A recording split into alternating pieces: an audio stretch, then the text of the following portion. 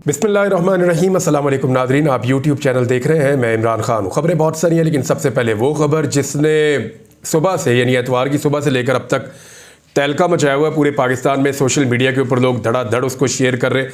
कुछ उसके मनाज़िर तो ऐसे हैं वो शेयर करने भी नहीं चाहिए, कुछ लोगों ने बेवकूफ़ी में वो शेयर कर दिए। लेकिन ये वकूआ है क्या, यानी जब इतना ज़्यादा इसको डिस्कस किया गया, मैं नॉर्मली ऐसी चीज़ों में नहीं जाता, लेकिन क्योंकि इसमें लॉ एंड ऑर्डर है और ये मुल्क का एक अहम तरीन इशू बन गया आज के दिन में। थोड़े दिन पहले भी हमने विजुअल देखे थे, भावल नगर से पुलिस वालों को बहुत फेंटी लगी थी, मार कुटाई हुई थी, बाद में सुलह सफाई हो गई थी, पुलिस ने एतराफ़ कर लिया था। यानी मेरे एक दोस्त हैं, सीनियर जर्नलिस्ट हैं और उनका ताल्लुक गुजरात से है। लगभग 20 साल से वो जर्नलिज्म कर रहे हैं। अब्दुल सत्तार साहब ने मुझे कहा, और मैंने कहा यार ये कैसे हो सकता है, जो वकूआ भावल नगर में हुआ था वो किसी और तरह का था, ये इसके साथ कैसे उसको कंपेयर किया जा सकता है। उसने कहा जी हम ये कंपेयर नहीं कर रहे कि मारा किसने, वो कह रहे जी हम कंपेयर ये कर रहे हैं कि गुजरात खारियां थाने में जो हुआ उसके बाद जो कुछ हुआ वो मिलता जुलता है। यानी वहाँ पे भी पुलिस ने बाद में कहा जी हमारी गलती थी, हम आइंदा नहीं करेंगे, कोई लाइन क्रॉस नहीं होगी। बाद में पुलिस ने कहा कि हम कोई कार्रवाई भी नहीं करना चाहते और उन्होंने की भी नहीं। तो यहाँ पे मिलती जुलती चीज़ें हुई हैं। वकूआ है क्या, मैंने ये अब्दुल सत्तार साहब को आप देख लीजिए, और इसकी बहुत सारे विजुअल सोशल मीडिया पे चल रहे हैं जो नहीं चलने चाहिए। तो कुछ विजुअल्स ऐसे हैं जो चल जाए तो खैर है, कुछ ऐसे हैं जो नहीं चलने चाहिए, मायूब है। ख्वाजा असराओं के साथ पुलिस का झगड़ा हुआ कैसे, ये अब्दुल सत्तार साहब ने मुझे बताया। उन्होंने कहा जी कि हीरा नामी कोई एक ख्वाजा सरा है, वो अपने किसी दोस्त के साथ मोटरसाइकिल पे रात गए, ट्रैवल कर रहे थे। अब ये दो मौक़िफ़ है, पुलिस का मौक़िफ़ ये है कि वो नशे में थे, जबकि उनका मौक़िफ़ है कि वो नशे में नहीं थे। बहरहाल पुलिस ने उनको रोका, वहाँ पे तर्क कलामी हुई और उसके बाद वो चले गए। पुलिस जो है या भाग गए पुलिस के बकौल। फिर पुलिस ने जाकर उनको पकड़ लिया पीछे से और पकड़ के ले जाके थाने में बंद कर दिया।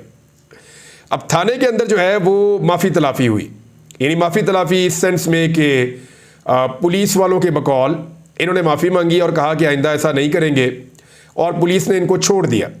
जबकि पुलिस के बकौल ख्वाजा सरा ने यह कहा कि अब हम इकट्ठे खाना भी खाएंगे और जल्द खाएंगे, और ये सुलह सफाई हो गई और वो अपने घर चले गए। ये है पहला एपिसोड रात गए का। अब उस ख्वाजा सरा ने जाके अपने साथियों को बताया। अच्छा, दूसरी तरफ जो ख्वाजा सरा है उनका मौक़िफ़ मुख्तलिफ है, वो बाद में बताता हूँ। ख्वाजा सरा ने जाके अपने साथियों को बताया और उन्होंने जाके जो कहानी बताई, उन्होंने कहा जी मुझे पुलिस उठाकर ले गई थी।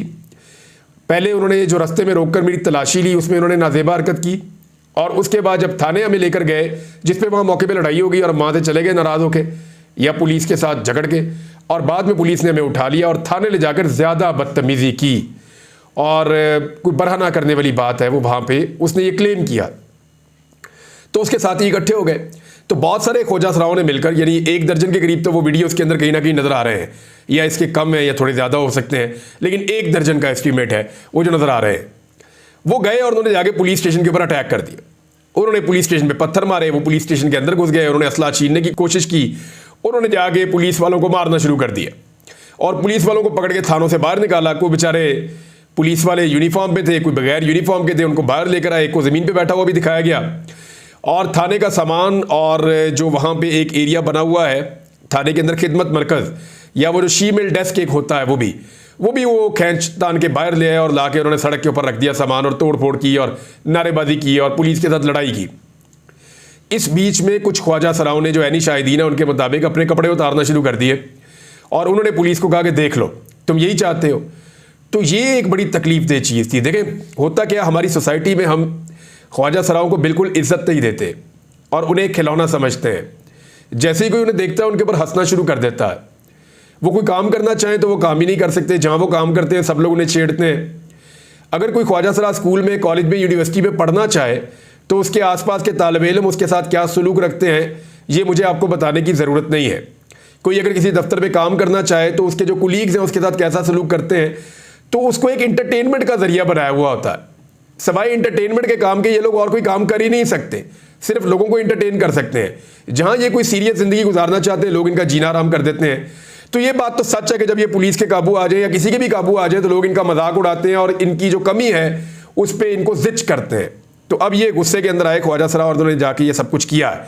अच्छा, बाद में जो सहाफ़ी उनके बकौल रेशम नामी कोई ओहदेदार है ख्वाजा सराओं का, और उसकी वजह से जो है वो सुलहनामा हो गया और पुलिस ने पूरी यकीन दहानी कराई कुछ चीज़ों की। पुलिस ने यकीन दहानी कराई कि आइंदा ऐसा नहीं होगा जो हुआ है, और कोई कानूनी कार्रवाई उन ख्वाजा सराओं के खिलाफ नहीं की जाएगी जिन्होंने पुलिस स्टेशन पर कब्जा करने की या उसे फतह करने की कोशिश की है। तो इसलिए वो अब्दुल सत्तार साहब का ये मानना था या और दोस्तों का कि ये वाकया मिलता जुलता ही है, लेकिन मार उस नौयत की पुलिस को नहीं पड़ी। बहरहाल देखते हैं पुलिस इसके ऊपर क्या कहती है। बहरहाल पुलिस वाले जख्मी भी हो गए और उनकी तस्वीर भी आप देख सकते हैं। तो ये ख्वाजा सराओं ने मारा, ख्वाजा सरा भी जख्मी हुए हैं। उन्होंने बेचारों ने अपने जख्म मीडिया वालों को दिखाए भी है कि देखें हमें चोटें लगी हैं, पहले हमें मारा गया पुलिस की जानिब से, उसके बाद हमारा ये रिएक्शन था। एक और खबर है नादरीन, और ये एक बड़ी खबर है। खबर यह है मखसूस नशिस्तों के हवाले से जो केस है वो सुबह लगने जा रहा है सुप्रीम कोर्ट ऑफ पाकिस्तान में। इस पे दो बड़ी अहम चीज़ें हुई हैं, डेवलपमेंट्स, ये मैं आपको बता देता हूँ, और ये बहुत बड़ी खबर बनने जा रही है। पेशावर हाई कोर्ट का फैसला फौरी तौर पे मुअत्तल किया जाए। सबसे पहले तो पाकिस्तान तहरीके इंसाफ या सुन्नी इत्तेहाद कौंसिल के जो वकला हैं वो सुप्रीम कोर्ट ऑफ पाकिस्तान में ये कहने जा रहे हैं कि पेशावर हाई कोर्ट का फैसला उसको मुअत्तल किया जाए। इलेक्शन कमीशन मखसूस नशिस्तों पर मुंतखब अरकान को डी नोटिफाई करे, यानी फौरी तौर पे जो अदालत में इस्तदा है वो ये है कि खैबर पख्तूनख्वा की जो कोर्ट ने फैसला किया उसको तो फारिग करे, जिसके मुताबिक मखसूस नशिस्तें जो पार्टियां हारी हैं उनको मिल जाएंगी। दूसरा, जो अरकान जिनको नोटिफिकेशन दिया गया इलेक्शन कमीशन की जानिब से उनको डी नोटिफाई किया जाए। सुन्नी इत्तेहाद कौंसिल ने सुप्रीम कोर्ट में नई दरखास्त दायर कर दी है। एडवोकेट फैसल सदीकी ने अदालत से अबूरी रिलीफ मांग लिया है, केस की समाअत कल होगी। अच्छा, ये जो अबूरी रिलीफ है वो ये है कि जी इसके ऊपर ये तो पहले करें ना, स्टेटस को तो एक मेंटेन करें, उसके बाद देखते हैं फिर क्या होना है। अच्छा, फवाद चौधरी साहब ने इसमें बड़ी ज़बरदस्त राय दी है। वो ये कह रहे हैं कि सुप्रीम कोर्ट में मखसूस नशिस्तों के केस के दो हिस्से हैं। पहला हिस्सा ये है कि अगर आज़ाद हैसियत में मुंतखब अरकान एक ग्रुप बना ले तो उनकी क्या हैसियत होगी, यानी जो आज़ाद अरकान जीते हैं वो अपना एक ग्रुप बना लेते हैं तो उनकी हैसियत क्या होगी। मिसाल के तौर पे 100 बंदे आज़ाद जीत गए हैं, उनको 33 नशिस्तें मिलनी चाहिए, तो वो अगर अपना 100 बंदे एक ग्रुप बना लेते हैं और वो नशिस्तें उनको वो कहते हैं जी क्लेम करते हैं हमें नशिस्तें दे, तो उनकी हैसियत क्या होगी। नंबर 1 पॉइंट ये है। नंबर 2 पॉइंट उनका ये है कि क्या मखसूस नशिस्तें सियासी जमातों में उनकी नुमाइंदा हैसियत से ज़्यादा तादाद में तकसीम की जा सकती हैं या नहीं।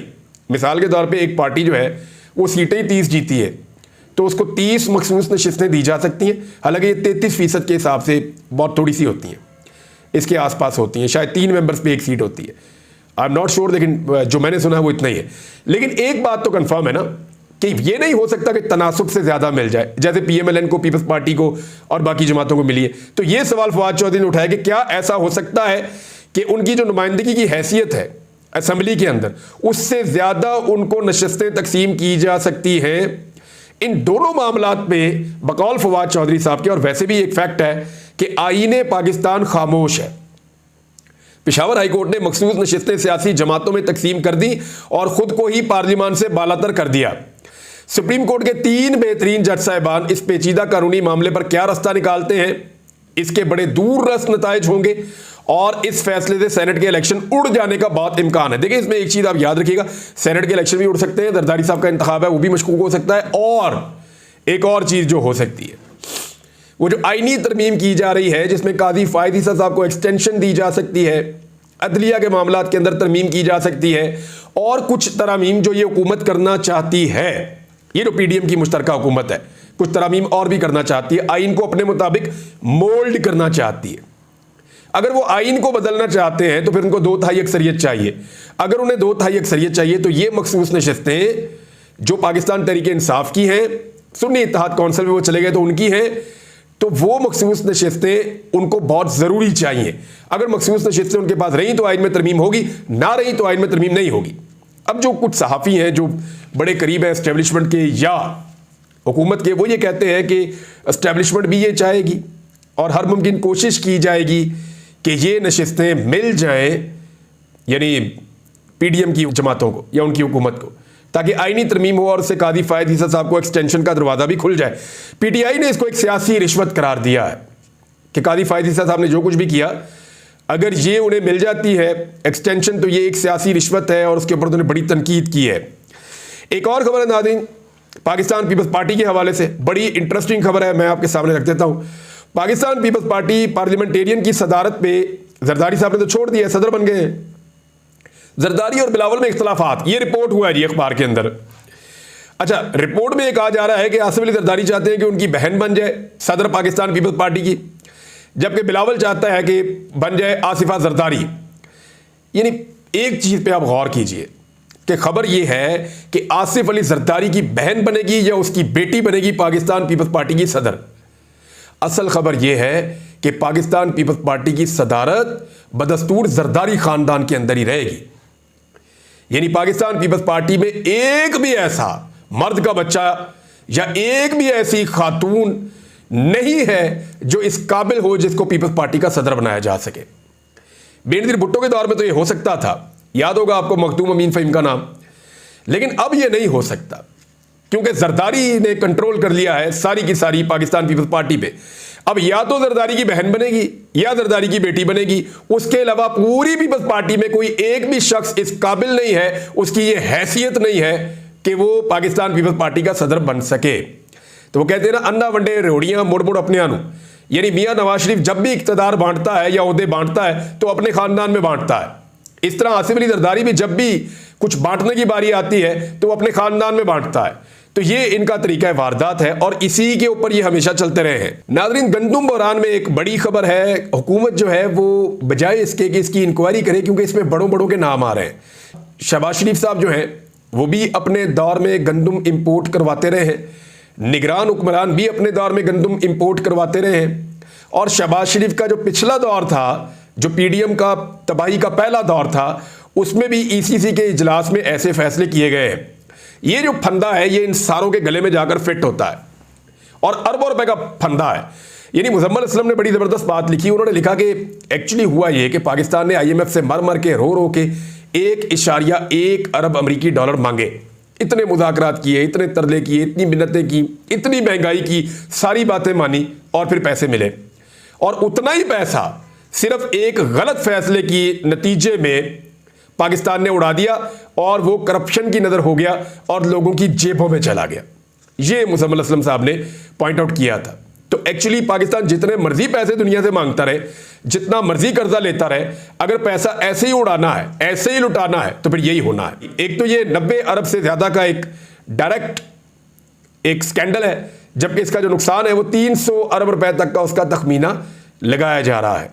उसकी वजह यह है कि किसानों का बहुत बड़ा नुकसान अभी तक हो रहा है, और अगर ये किसानों का नुकसान, पाकिस्तान का नुकसान, ये सारा इकट्ठा किया जाए तो ये बहुत बड़ा हो जाएगा।